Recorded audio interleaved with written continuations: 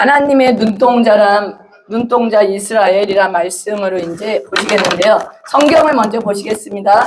신명기, 오늘 성경을 찾을 거니까 성경을 좀 잘 킵하세요. 신명기 32장, Deuteronomy chapter 32 verse 10. 성경 왜 제가 이제 성경 아니면 펜슬로 하셔도 돼요. 그리고 성경 속에서 하나님이 뭐라고 하시나 여러분이 직접 아셔야 돼요. PPT를 써버리면 여러분 성경책에 표시가 안 돼 있으니까 표시 좀 하시면서 하시기 바랍니다. 신명기 32장 10절 찾은 분은 좀 아멘 좀 해주세요. 네. 같이 읽어주세요. 시작. 여호와께서 그를 황무지에서 짐승이 부르짖는 광야에서 만지시고 호위하시며 보호하시며 자기의 눈동자같이 지키셨도다. 이게 이제 모세의 노래예요. 모세가 죽기 전에 지금 노래를 부르면서 얘기를 하신 거예요. 스가랴 2장 8절. 스가랴 말라기 구약기 쪽이에요. 스가랴 2장 8절. 아멘? 네, 먼저 아멘 해주세요. 찾으시면 시작. 만군의 여호와께서 이같이 말씀할 때 영광을 위하여 나는 너희를 노력한 여러 나라로 보내셨느니 너희를 범하는 자는 그의 눈동자를 범하는 것이니라. 아멘.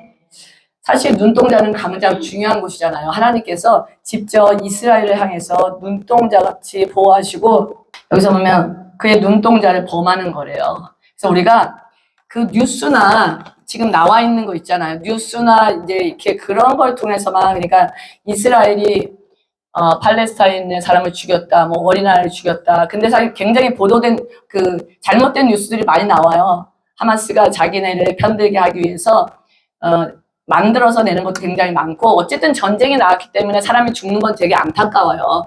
팔레스타인이 죽고 이스라엘이 죽어요. 전쟁이 났기 때문에. 근데 너무 막 이스라엘을 그 악한 사람으로 해가지고 이 하마스나 그 중동의 사람들의 마음 움직여 서양의 사람들의 마음에 움직여서 대적하게 만드는 거는 우리가 좀 생각해 봐야 된다는 거 하시고요. 많은 그 영상들이 그런 거에 대해서 이스라엘에 대해서 많이 나왔으니까 참고하시면 되고요. 제가 이제 하나씩 하면서 성경에서 오늘 좀 보려고 그래요. 내일은 이스라엘 역사에 대해서 잠깐 볼 건데 그림을 보면서 영상을 보면서 볼 건데요. 오늘은 성경에서 이 땅은 누구 땅인가? 이 땅은 누구의 땅이에요? 이 지구는 누구 거예요? 그렇죠. 말씀에 분명히 얘기했어요. 그럼 한번 보세요. 창세기 1장 1절. 같이 찾으면서 창세기 1장 1절 아멘. 읽어보세요. 시작. 외우시오. 대초에 하나님이 천지를 창조하신 이는 누구예요? 하나님이에요. 그럼 이 땅의 주인은 하나님이라는 거 아시겠죠? 시편 24편 1절 한번 보세요. 시편 24편 1절에 보면은 근데 여기 제가 이제 찾는 구절만 있는 게 아니라 구약을 읽다 보면 순간순간 많이 나와요. 이게 다가 아니에요. 두 개만 있는 게 아니에요. 시편 24편 1절 읽어주세요. 시작. 세계와 그 가운데 사는 자들은 다 여호와 것이니. 분명히 하나님은 계속 이사야서에도 계속 얘기하시고 내 거래요. 그래서 이 땅의 주인은 누구시라고요? 하나님이에요. 그래서 이스라엘의 옛날에서는 땅을 돌려주라. 이렇게 내 땅이 없이 돌려주라. 이렇게 7년 때, 희년 때 돌려주라는 얘기를 했었어요. 그러면 하나님께 이스라엘은 어떤 존재인지 우리가 성경에서 하나님께 어떤 존재인지 정확히 아셔야 되는 우리가 알았으면 좋겠는데요. 거기에 대해 조금 살펴보는데 하나님께서 천지를 창조하시고 에덴 동산을 만드셨잖아요. 근데 에덴 동산에서 하나님이 원하는 대로 된 게 아니라 아담과 하와가 선악을 알게 하는 나무를 따먹으면서 타락을 했잖아요. 그래서 타락한 것 때문에 죄가 세상에 들어오고 죽음이 들어왔어요. 계속 사람들은 이제 그다음부터 계속 죄가 들어왔기 때문에 죄를 짓기 시작하잖아요. 그래서 하나님께서는 노아의 홍수를 통해서 노아의 가족 외에는 전부 다 죽였어요. 그 다음에 새로 이제 셈, 함, 야벳을 통해서 자손이 만들어지는데 또 바벨탑 사건을 통해서 또 심판하셨어요. 근데 하나님께서는 계속해서 그러니까 노아를 심판하시고 노아 때 세상을 심판하시고 나서 계속 이제 하나님 나라를 만들어 가시는데 하나님은 이 땅에 하나님이 왕이신 나라를 만드시길 원했어요. 아시죠? 왕을 세우는 게 아니라 하나님은 왕이신 나라를 만들기를 원했는데 그러니까 하나님 나라를 세우시기를 원하신 거예요. 그래서 하나님은 이 땅을 회복시키시길 원해요. 누구를 통해서 회복시키길 원해요? 저와 여러분을 통해서. 하나님 나라를 계속 만들어가기 원하세요. 그러니까 에덴 동산에 하나님 만들었던 그 목적대로 에덴 동산의 회복을 원하세요. 그게 이제 우리가 천년 왕국이에요. 하나님이 목적했던 대로 회복하기를 원하시는 천년 왕국이고요. 사무엘상 8장 7절을 찾아보시겠습니다. 사무엘상. 분명히 하나님께서는 그때 이제 이스라엘 백성이 왕을 달라고 그랬어요. 왕. 근데 사실 이제 신명기에서도 왕을 줄 거라고 미리 아셨어요. 근데 여기서 이제 또 진짜 왕을 달라고 그러니까 사무엘상 8장 7절 읽어주세요. 시작. 여호와께서 사무엘에게 이르시되 백성이 내게 한 말을 다 들으라. 이는 그들이 너를 버림이 아니요. 누굴 버리대 그럼? 나를 버려 자기들이 왕이 되지 못하게 함이니라. 얼마나 섭섭하셨겠어요. 근데 보면은 이렇게 왕을 세우면 이렇게 니네가 날도 갖다 바치고 세금도 내고 막 해야 될 거 설명하는데요. 20절 읽어보세요. 8장 20절 시작. 우리도 다른 나라들 같이 되어 우리의 왕이 우리를 다스리며 우리 앞에 나가서 우리의 싸움을 싸워야 할 것이. 괜찮대. 다 한대 그냥. 다 한대. 세금 바치고 딸도 바치고 다 바쳤는데 한대. 그러니까 우리는 다른 나라 같이 하나님이 아니라 왕이 원한다 그러면서 하나님의 왕이 되는 걸 사람들이 거절한 거예요 지금. 우리가 이제 그 예루살렘은 어떤 분이 그렇게 얘기하기도 해요. 예루살렘이 에덴 동산이었다. 그렇게 얘기하는 분도 있긴 있어요. 근데 이제 그거는 정확한 근거가 없기 때문에 일단은 그렇게 얘기하는 분도 있는데, 하나님께서 감춰놨죠. 사실 에덴 동산을 감춰놓으셨어요. 정확히 지금 에덴 동산을 찾을 수가 없어요. 감춰놓은 상태고요. 예루살렘은 아브라함이 이삭을 희생제물로 바쳤던 곳이 모리아산 예루살렘이에요. 그게 된 거고요. 그 다음에 다윗이 인구조사 후에 인구조사를 했잖아요. 그럼 인구조사 해가지고 하나님한테 이제 전염병이 돌 때 하나님께 예물을 바친 곳이 여부스 사람 아라우나의 타작마당이 예루살렘이에요. 여호와께 제단을 쌓아오신 곳이고요. 예수님이 돌아가신 곳이 예루살렘이에요. 예루살렘이 이제 여러 가지 이제 이런 일이 있었어요. 예루살렘을 우리가 다르게 포함하면 하나님의 약속의 표현이에요.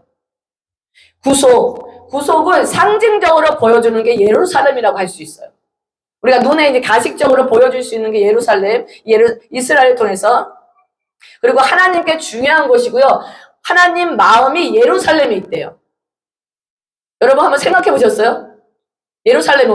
하나님 마음이 예루살렘에 있었대요. 예, 스가랴서 보면요. 스가랴서의 전체장을 보면은 다시 오신 예수님에 대해서 또 천년왕국에 대해서 설명이 나온 게 스가랴 14장이고요. 말라기 1장 12절을 한번 볼게요.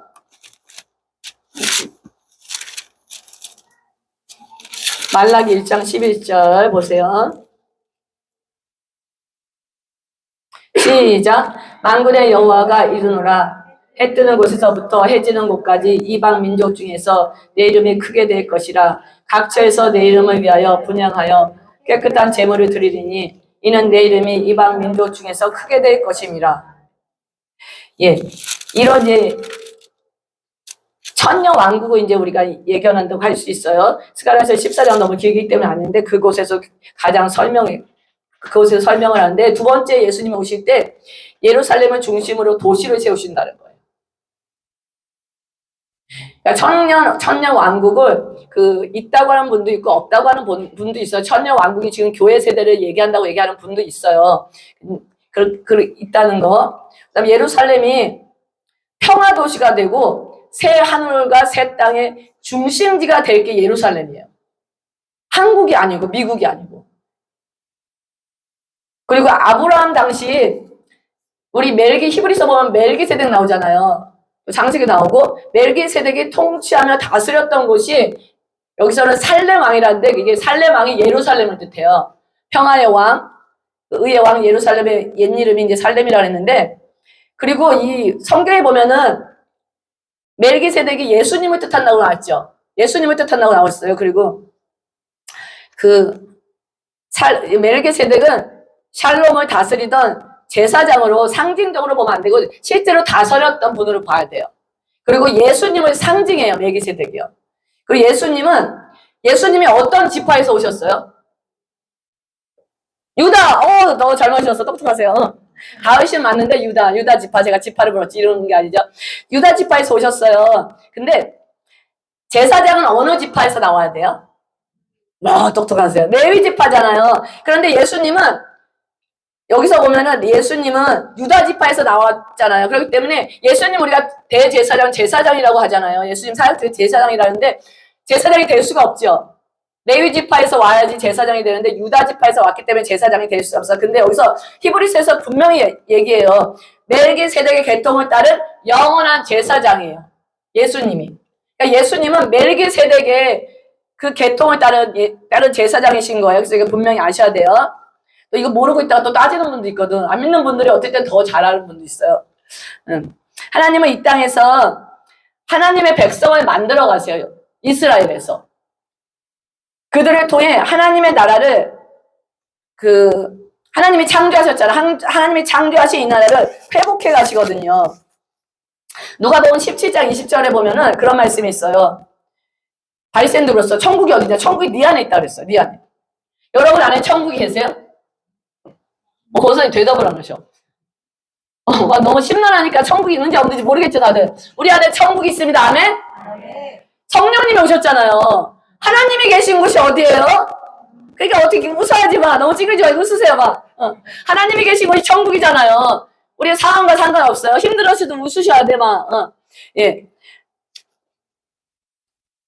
천국이라는 거, 우리 안에 천국이 이루어졌어요. 우리가 전도를 통해서 지금 뭐가 번져가고 있어요?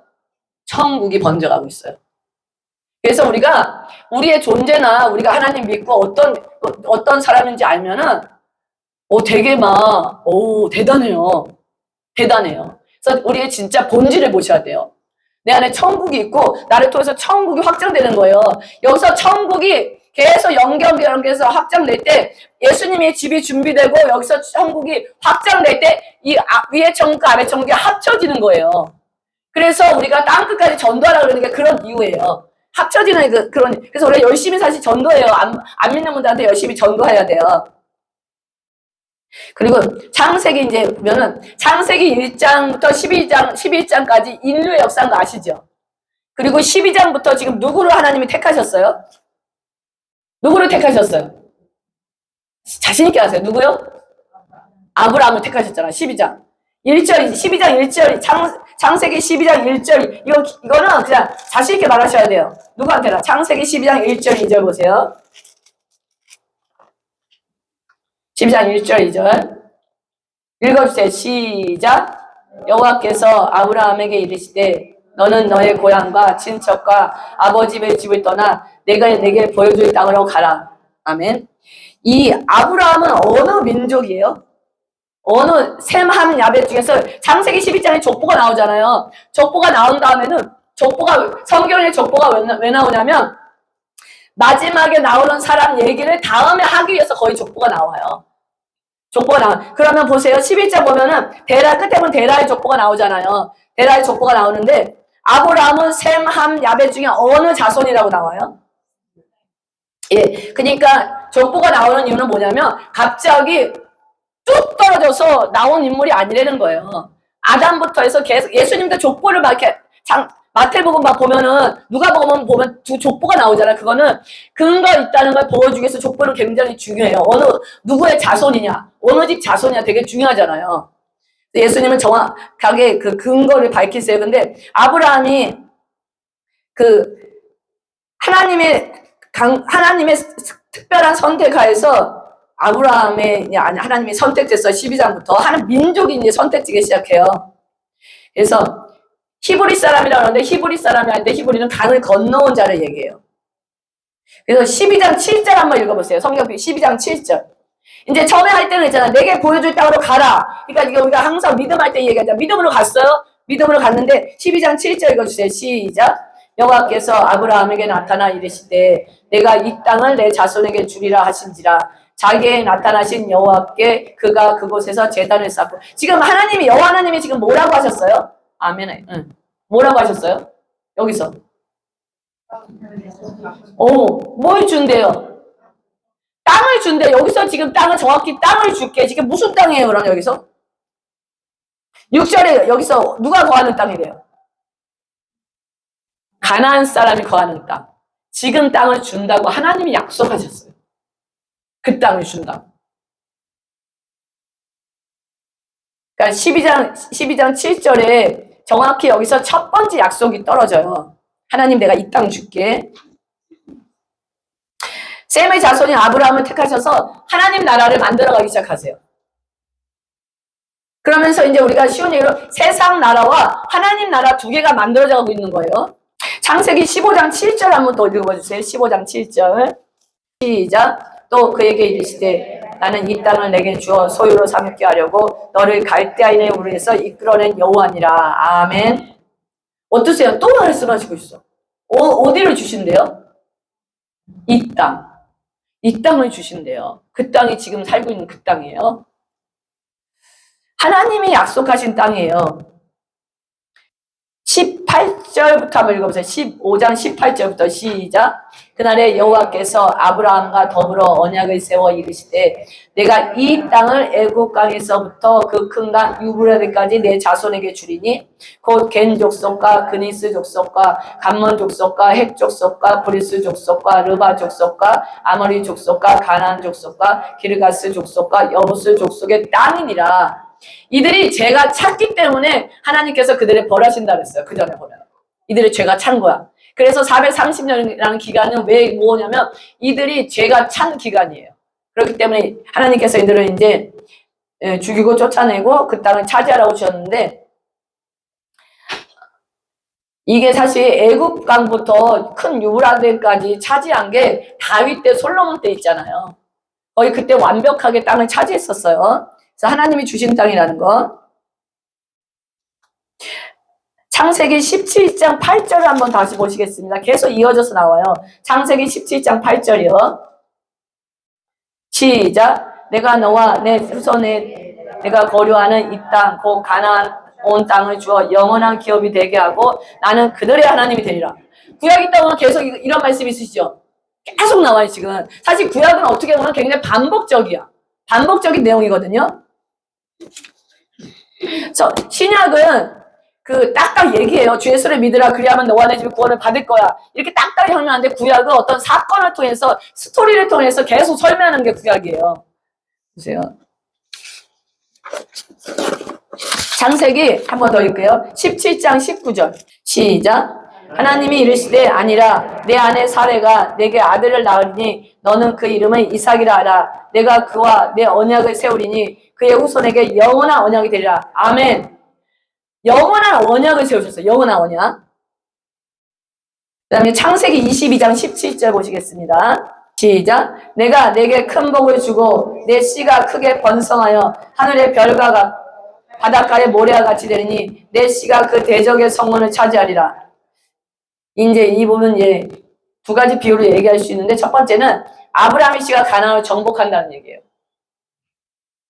그리고 예수님께서 대적의 성문을 차지한다는 얘기예요. 믿음의 사람들이. 악한 영은 뚫고 나가고 악한 영은 이제 점령한다는 얘기죠. 창세기 26장 5절 한번 더 읽겠습니다. 창세기 26장 5절 시작. 이는 아브라함이 내 말을 순종하고 내 명령과 내 계명과 내 율례와 내 법도를 지켰습니다. 하나님이 이제 아브라함을 부르시고 이제 계속 테스트를 하시잖아요. 근데 마지막에 누굴 바쳤어요?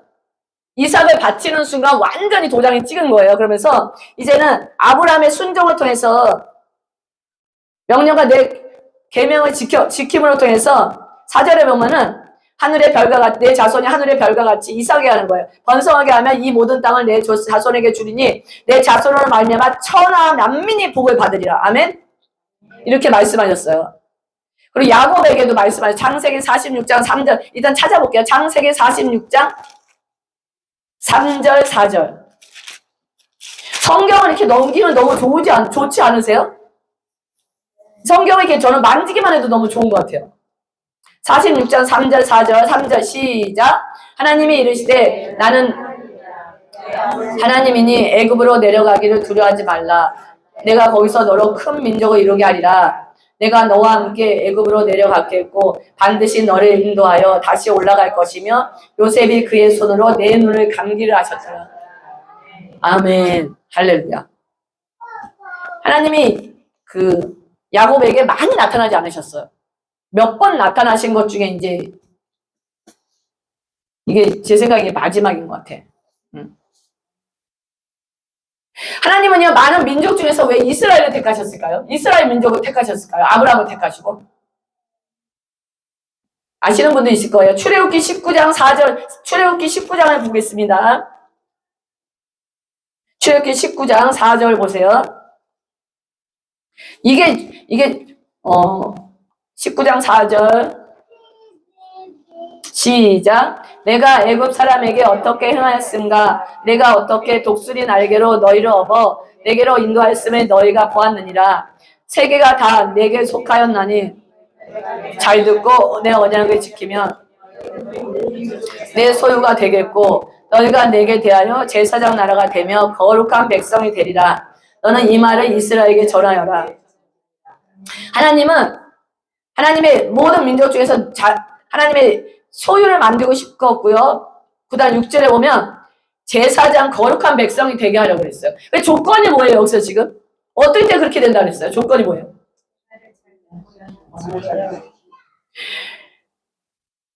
맞아요. 내 말을 잘 듣고 내 언약을 지키며. 근데 이스라엘 백성이 언약을 지키지 않았을 때 어떻게 됐어요? 어떻게 됐어요? 이스라엘 백성이?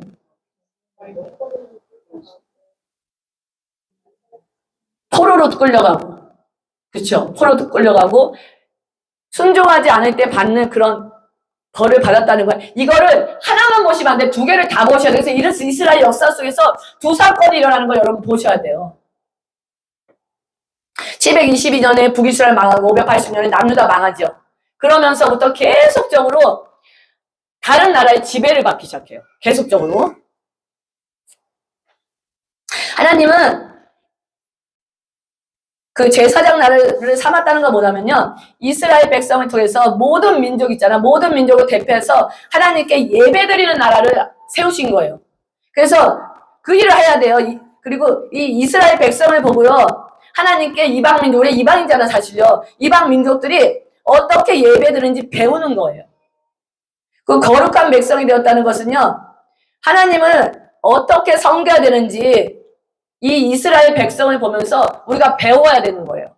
이스라엘이 지금 택한 이유가 그거라는 거예요. 그 다윗과 솔로몬 시대 때 최강국이었어요. 그렇죠? 최강국일 때 중동 지역이나 뭐 한국 여기도 마찬가지고 무슨 일을 해요?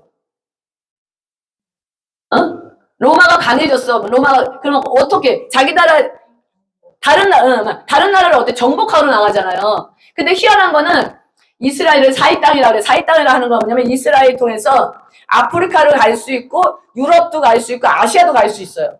그래서 중간 사이 땅으로 굉장히 중요한 그 요새가 되는데 다윗과 솔로몬 때 모든 나라가 와서 경배하고 예배하고 솔로몬 때 그랬잖아요. 근데 그냥 그 조그만 나라 굉장히 조그만요. 강원도만한가 그런 나라예요. 그런 나라에서 그냥 거기서 머물러 있었어. 다른 나라 정복하러 나간 게 아니라. 왜냐면 하나님은 강해져서 정복하러 나가라고 강해진 게 아니라 그 자리에서 너가 제사장 나라로서 하나님께 예배드리는 모습을 보이면서 얼마나 잘 되는지 보여주는 거야. 하나님께 예배드릴 때. 그 사역이 이제 우리 이스라엘 백성들의 사역이었어요. 그리고 신명기 7장 한번 보시겠습니다. 7장 6절에서 7절 보시겠습니다. 시작. 너는 너와 내 하나님이 성민이라. 내 하나님 여호와께서 지상 만민 중에서 너를 자기 기업의 백성으로 택하셨나니 여호와께서 너희를 기뻐하시고 너희를 택하심은 너희가 다른 민족보다 수요가 많기 때문이 아니라 너희는 오히려 모든 민족 중에서 가장 적으니라. 8절 한번 읽어볼게요. 여호와께서 다만 너희를 사랑하심으로 말미암아 또는 너희의 조상들에게 하신 맹세를 지키려 하심으로 말미암아 자기의 권능의 손으로 너희를 인도하여 내시되 너희를 그종되었던 집에서 애굽 왕 바로의 손에서 속량하셨느니라. 목사님이 이제 창세기 출애굽기 말씀드렸으니까 어느 정도 이해하실 거예요. 여기서 보면은요, 너가 다른 민족보다 수요가 많기 때문이 아니야. 너희가 오히려 모든 민족 중에서 가장 적대요. 적고 약한데 내가 하나님께서 택하셨다는 거고 왜 택하시냐면요, 6절에 보면 성민으로 택했다는 거예요. 하나님의 홀리 피플이라는 거, 홀리 피플을 택하셨다는 거거든요. 하나님이 자기 기업으로 삼으셨어요. 어디를요? 이스라엘 백성은. 이제 좀 인식이 되시죠? 하나님한테 이스라엘 백성이 어떤 존재인지 이해가 되시잖아요. 이스라엘 백성을 통해서요, 복음이 열방에 전파돼야 돼요. 그리고 하나님의 영광이 드러나게 하는 일 해야 되는 게 이스라엘 백성의 사명이었어요. 신명기 10장 14, 15절에 보면은 하나님의 그들의 조상을 기뻐하셨다 그랬거든요. 그리고 또 중요한 건 창세기로 가서 3장 15절을 한번 펴주세요. 예, 최초의 뭐예요? 복음의 최초 선포예요. 창세기 3장 15절 읽어주세요. 시작. 내가 너로 여자와 수건되게 하고 내 손도 여자의 수건하고 수건되게 하리니 내 머리를 상하게 할 것이요 너는 그의 발꿈치를 상하게 할 것이니라. 아멘. 여기서 잠깐 이제 그 여자의 후손이라고 그랬잖아요. 그럼 예수님이 여자의 후손으로 나온 거거든요. 그런데 마리아가 누구의 후손인지 아세요? 요셉은 누구의 후손이에요? 남편 요셉은 누구의 후손이에요? 막 크게 얘기하세요. 어? 다윗 맞죠? 다윗 후손이잖아. 그러면 마리아는 누구의 후손일까요? 어? 누구요? 다윗? 맞아요. 다윗의 후손이에요. 다윗의 후손이에요. 그래서 이 여자의 후손이지만 다윗의 후손에 줄을 탔어요. 막 그 여자의 후손이면서. 그래서 이런 비밀이 숨겨져 있다는 거 보면은 하나님이 선택한 백성을 통해서 메시아가 오셔야 돼요. 아무래도 한국에서 오고 미국에서 오고 막 이렇게 오면 안 되잖아요. 하나님이 어떤 백성을 통해서 그 백성을 하나님 백성으로 삼으시고 그 백성을 통해서 하나님께서 복음을 선포하셨잖아. 메시아가 오셔야 되잖아요. 어디로 오셔야 돼? 선택한 아브라함의 씨에서 예수님이 오시게 되는 거예요. 그래서 정말 중요한 거는 이스라엘을 통해서 예수님, 메시아가 오신다는 거거든요. 여기 보면 메시아가 오셨죠? 이스라엘 통해서. 유다 자손으로 오셨어요. 야곱의 12아들 중 하나인 유다의 자손으로서 예수님께서 오셨어요. 사무엘하 7장 18절. 16절입니다. 7장 16절. 읽어주세요. 시작. 내 집과 내 나라가 내 앞에서 내 왕위가 영원히 경고하리라. 예. 이게 메시아 대망사상, 메시아를 선포하는 거예요, 지금. 예, 다윗의 자손에서 오게 된다는 가장 중요한, 이거 말고 성경 많이 있어요. 그냥 다 찾지 않고 그냥 몇 개만 찾은 거예요. 모든 땅은 하나님의 땅인데 그 중에 하나님이 자신의 이름을 위하여, 하나님의 영광을 위하여 특별히 택한 땅이 그 땅이에요. 그 땅이거든요. 신명기 12장 11절에 보면요. 하나님 여호와께서 자기 이름을 두시려고 택하신 곳이래요. 열왕기상 14장 21절을 보면 여호와께서 이름을 두시려고 택하신 곳. 그리고 에스겔서 38장 16절 보면요. 이때 이제 뭐 곡과 마곡의 전쟁, 뭐 마지막 3차 전쟁 이렇게 얘기해요. 한번 보겠습니다. 에스겔. 이게 계속 이제 마지막 때까지 요한계시록까지 연결되는 거예요. 에스겔 38장 16절입니다. 시작. 구름이 땅을 덮은 같이 내 백성 이스라엘을 치러 오리라. 곧 내가 너를 이끌어다가 내 백성을 치게 하리니 이는 내가 너로 말미암아 그 앞에서 내 거룩함을 나타내어 그들이 다 나를 알게 하려 함이라. 아멘. 그들이 다 하나님이 누구신지 진짜 그들이 다 알기 위해서 엄청난 전쟁이 일어나요. 이게 이제 전쟁이 일어난다는 거. 그럼 예수님이 다시 오실 때 어디로 오실 것 같아요? 너무 쉬운 질문 안에서 오늘 예수님이 다시 오실 때 어디로 오실까요? 그쵸. 성경에 나와 있잖아요.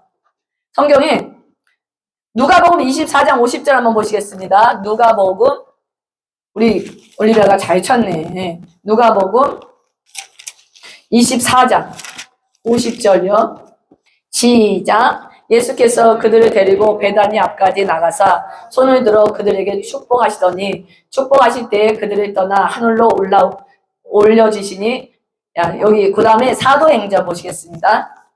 여기서 보면은 어디에서 지금 승천하신 거예요? 하늘로 올라가신 거예요? 응? 여기 뭐라고 돼 있어요? 여기 50절에.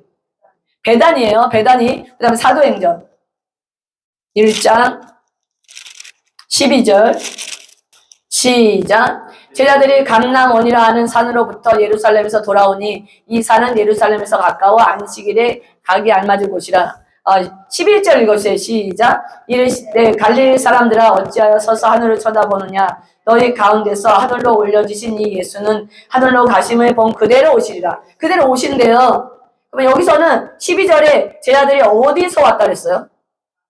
감람원. 그러니까 누가복음 24장 50절에는 어디래요? 베다니. 그 다음에 사도행전에서는 어디래요? 감람원이.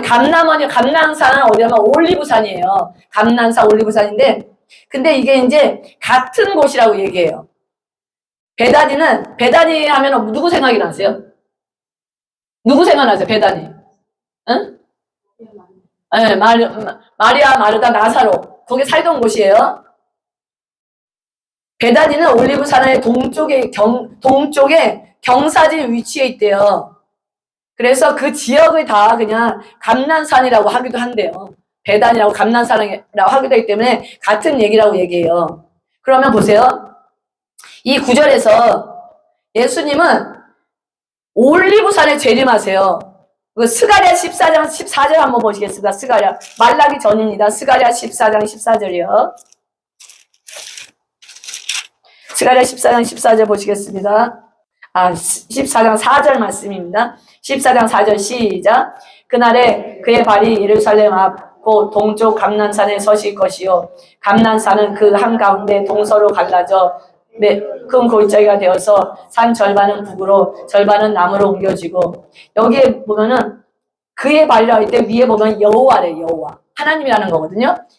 그러니까 하나님께서 이렇게 오신다는 거예요. 그러면 결론적으로 예수님은 하나님이 되시다. 여기서 정확히 예수님은 누가 되시? 하나님이 되시는 거예요. 하나님이 오신대요. 포모스 그대로 갔는데 예수님이 가셨어요? 하나님이 오신대요. 그럼 여기서 성경 구절에서 예수님은 하나님이시라는 걸 증명하는 거예요. 사단은 이스라엘 민족을 없애려고 그래요. 왜 이스라엘 민족을 없애려고 그러죠? 왜 그럴까요? 크게 말씀해 주세요. 왜? 누가 예수님 오시는 거를 어떻게 하려고? 못 오게 하려고. 이게 그 이스라엘 백성이 싹 없어지면 예수님은 그쪽으로 오실 수가 없잖아요. 성경대로 예수님은 하시잖아요. 그러니까 이스라엘 복성을 싹 그거를 없애버리고 거기에 못 살게 하고 하기 위해서 거기 예수님이 오시기를 막는 거예요. 그 애굽에서 그 출애굽기 1장 22절에 보면 어떤 일이 났어요? 애굽에서 어린아이를 어떻게 했어? 남자애 다 죽여버려 그랬잖아. 그러니까 멸살시키기 위한 그런 것들이 계속 이어지고 있어요. 그리고 하만의 이스라엘 몰살 정책 아시죠? 모르드레가 저를 인사 안 했다고 그 민족까지 다 죽여버리래요. 그 다음에 헤롯이 예수님 때 동방박사가 여기 왕이 났다 그 소리 듣고 그냥 가버리니까 2살부터 그 아이를 다 죽여버리라 그랬어요. 그러니까 어떻게든지 말살 정책을 피고 있고요. 피가 있다는 거. 그러니까 누가복음 21장 6절 잠깐 보시겠습니다. 누가복음 21장 6절. 누가복음 21장 6절 보면요. 읽어주세요. 시작. 너희 보는 이것들이 날이 이르면 돌 하나도 돌 위에 남지 않고 다 무너뜨리라. 예수님이 지금 그 마지막 돌아가시기 전에 이렇게 선포하신 거예요. 그 불순종하는 그들을 향해서. 예수님이 오셨는데 예수님을 향해서 대적하고 죽이려는 그 사람들을 위해서 예수님 선포하신 거야. 여기서 보면요. 돌 하나도 돌 위에 남지 않고 다 무너뜨려지리라. 이제 이게 성취돼요. 이제 그런 다음에 시간이 흘렀어요. 내가 시간이 흘렀어요. 그 다음에 북이스라엘 멸망하고 남유다 멸망하고 이제 어디까지 왔냐면 지금 좀 점프할게요. 로마가 이제 나중에 그리스 헬라가 정복하다가 나중에 바벨론 정복하고 메데 바사 정복하고 그리스 헬라 엄청난 재난이에요 이거. 바벨론, 메데, 바사, 그리스, 헬라, 로마. 그래서 이렇게 온 거거든요. 다른 나라에 다 정복을 받은 거예요. 그래서 로마의 디투스, 한국말의 디도 장군이 AD 몇 년에? 70년. 70년에 예루살렘을 완전히 파괴시켰어요. 다 아시는 얘기예요. 로마군은요, 예루살렘 그 성을 둘러쌌는데, 이 로마는 그때 엄청난 군대였잖아요. 세계를 정복했잖아요. 로마가 박스라고 해서 로마를 통해서 다 갈 수 있다면서 로마에게 전성기를 이뤄서 복음이 굉장히 급박하게 전파되는 시기가 로마거든요. 그래서 it's time. 하나님의 때가 있대. 그래서 예수님이 오시고 복음이 순식간에 전파된 건데 로마군은요. 성벽을 공략하는 기술이 역사상 가장 뛰어났다 그래요. 뛰어나가지고 반항을 하니까 저항을 하니까 이제 쳐들어간 거예요. 로마 장군이. 거기서 반란이 일어난 거예요. 그런데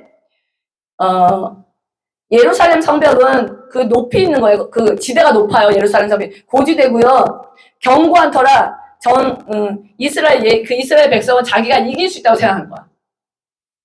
그래서 유대 군인들은 로마 군들이 항복을 권유했어요. 근데 끝까지 무시한 채 결사항전의 의지를 보였어요. 그러니까 로마군이 달리 방법이 없으니까 예루살렘 주변에 나무와 흙을 갖다가 썩을 쌓기 시작한 거야.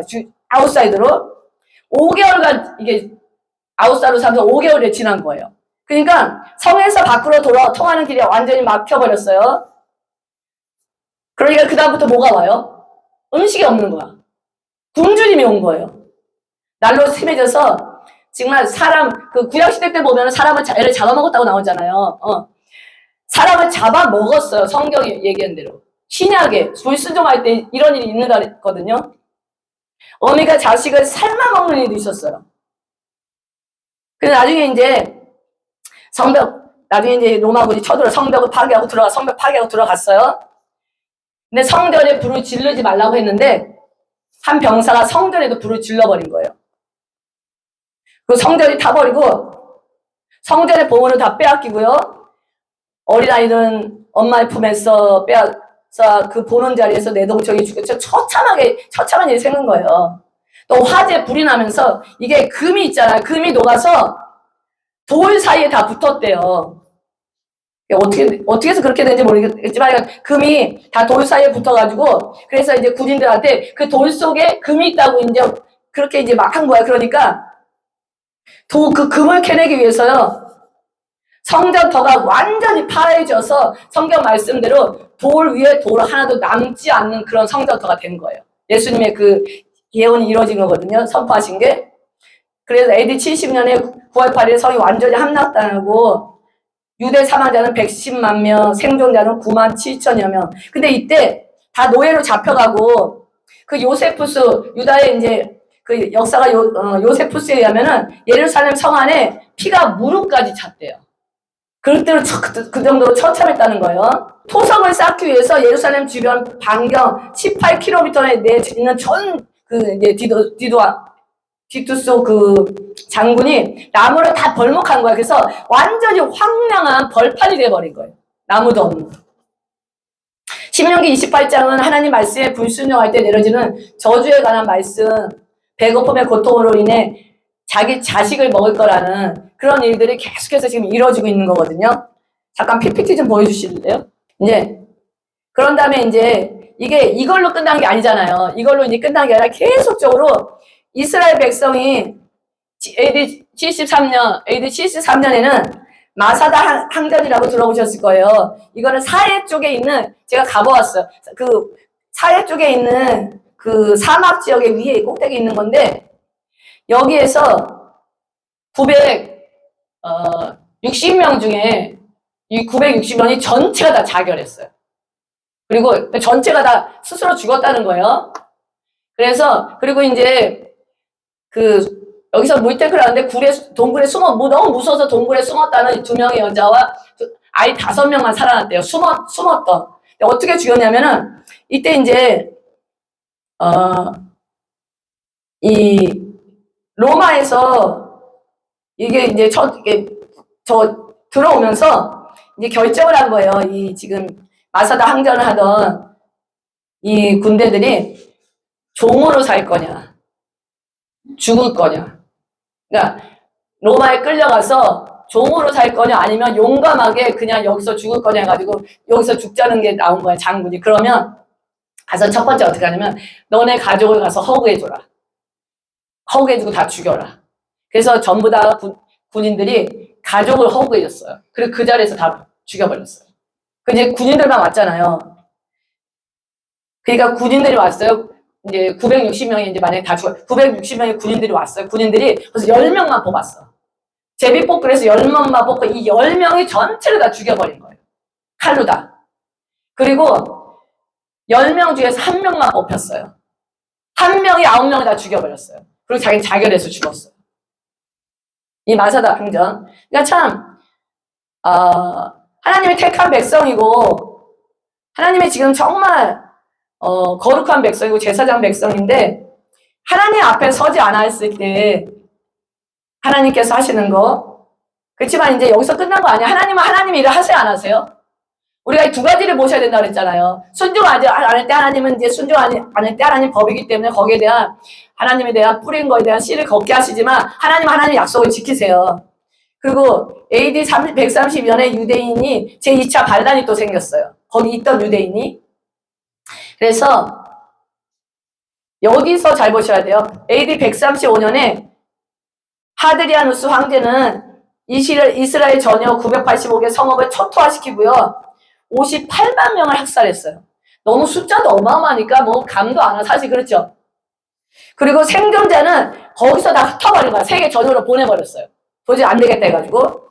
그리고 이스라엘 땅에서는 팔레스틴 민족이 이제 이주하기 시작한 거예요. 이주시킨 거야, 그 땅에. 지금 팔레스틴은 어떤 사람이냐면 고대 유대인들과 이웃에 살고 있던 페니키아인들 있죠. 에돔인들, 에서의 자손이겠죠. 헬레니즘 시대 이후 이주해온 그리스인, 로마인, 이 고대 기독교를 믿던 시리아인들의 후손이에요. 이 지금 팔레스타인들이요. 그래서 이렇게 해서 지금 땅이 이제 다 더 이상 거기 살지 않고 터지고 다른 민족이 산 거예요. 그리고 AD 313년 아시 콘스탄티노플 밀라노 칭령으로 기독교가 공인됐어요. AD 392년에 기독교를 국교로 승인했어요. 그리고 1066년에 그라나다에서 유대인 4,000명이 학살당했어요. 또 십자군 전쟁 아시죠? 1096년에 십자군에 의해서 유대인이 대거 학살됐어요. 그래서 유대인이 기독교인을 싫어하는 거예요. 그래서 선교갈 때 우리가 잘못했다고 팻말 들고 있었어요. 우리가 당신들을 죽였으니까. 유대인들이 기독교인 되게 싫어요. 네가 전도한다고 그렇게 많은 십자군이 천주교지만 어쨌든 기독교라고 생각하잖아요. 그러니까 너네가 그렇게 많이 죽여놓고 나를 사랑한다고? 이렇게 그래서 우리가 잘못했다고 용서를 빌면서 한 적이 있어요. 근데 이거는 이제 그 다음에 AD 1348년 1350년에 흑사병이 난 거 아시죠? 유럽에. 근데 흑사병이 쥐 때문에 생긴 거죠. 근데 여기서 이제 이 유대인은 뭐 돼지고기도 안 먹고 자기네들끼리만 모여 살고 이렇게 조금 분리된 삶을 살았었어요, 사실. 그러니까 이상하면서 그리고 유대인만 안 걸리는 거야. 유대인이 모여 사는 동네만 흑사병이 없는 거예요. 깨끗하게 살았기 때문에 그렇게 얘기하고 또 하나님 보호하심이 있다고 얘기하는데, 그러니까 유대인이 소문이 퍼졌어요. 유대인이 우물에 독약을 넣었다는 혐의로 대량 학살이 들어갔어요. 그리고 1648년에서 1658년 폴란드 대 러시아 전쟁 중 유대인 40만 명이 희생됐고요. 또 홀로코스트 아시죠? 1939년 히틀러에서 1945년 제2차 세계대전 중 유대인 600만 명. 600만 명은요, 당시 유대인 전체 중 60%래요. 학살했어요. 아우슈비츠 수용소에서만 110만 명이 학살당했어요. 그래서 여기 가면은 이게 거기 기념하는 거기 이스라엘 있어 사진이 다 붙여있고 한데, 어떤 분이 그런 얘기를 하더라고요. 어떻게 독일 사람은 신사잖아요. 신사들 이런 일을 할 수가 없다는 거예요. 어떻게 그렇게. 근데 이제 히틀러 때문에 했는데, 이때 이제 있던 종교 지도자들이나 교회에서 그냥 보고 있었대요. 이들이 죽어가는데. 근데 이제 그런 얘기를 하더라고요. 이렇게, 조그만 공간에 유대인들을 다 가둬놓는데요. 가둬놓고 독일의 군사들이 위에서 이렇게 지키고 있잖아요. 깊은 곳이니까. 그러면 거기 공간에서 먹을 것만 준대요. 먹을 것만. 그러면 또 오줌 다 어디서 싸요? 먹을 거를 계속 주는 거야. 그러니까 먹을 거 주니까 요만한 공간에서 똥, 오줌 다 하는 거야. 나중에 사람이 아니라 개 짐승으로 보인대요. 그래서 독일 군사들이 싸죽일 수 있었다. 얘네들이 이제 그걸 그러면 안 돼. 그렇게까지 얘기해요. 엄청난 진짜 이거는 대학살이잖아요. 이게 오늘 여기까지 마칠 건데요. 성경적인 눈으로 오늘 이스라엘의 뭔가 우리가 지금 굉장히 많이 오해를 해요. 이스라엘 팔레스타인 싸우면 팔레스타인 불쌍하죠. 불쌍하지 않다고 얘기하는 게 아니야. 서로 싸우고 죽는 건 정말 안타까워요. 솔직히 너무 안타깝고 요번에도 키푸츠라고 있는데 다시 이제 1948년에 돌아오고 하면서 여기 키푸츠라는 마을을 세웠는데 그 전통적인 마을이에요. 근데 요번에 그 하마스가 쳐들어오면서 한 공간에 애들을 몰아놓고요. 그냥 다 불태워 죽이고요. 40명 몇씩 불태워 죽이고 군인이 들어갔는데 어린애 목이 잘려져 있는 게 다 보이고 그래서 얘네들이 분노하는 거예요. 괜히 분노하는 게 아니에요. 근데 그 사건은 싹 가리고 그 얘기는 이게 이스라엘에서 나온 얘기예요. 브레드 TV나 아니면 다른 분들이 정확한 정보하는 분들이 얘기하거든요. 그 얘기는 안 하고 그럴 수도 있었다 이렇게 해요. 신문에. 얘네 이스라엘이 그래서 엄청난 분노를 하는 거예요. 민간이 그건 완전 테러 행위다 이렇게 이제 지금 분노하는 건데 어쨌든 우리는 예루살렘의 평화를 위해서 기도하셔야 돼요. 평화, 아멘. 그리고 팔레스타인의 평화를 위해서 기도해야 돼요. 잘했다 주가 이 차원이 아니에요. 정말 하나님의 나라가 이곳에 세워지기 위해서 기도해야 된다는 거. 그래서 오늘 통해서 우리한테 성경 이스라엘이 어떤 의미인지 하나님이 어떤 건지 잘 아셨을 거예요. 제가 간단하게 쉽게 설명해서 아셨죠? 어렵지 않으셨죠? 네. 그래서 우리가 오늘 기도하시는데요.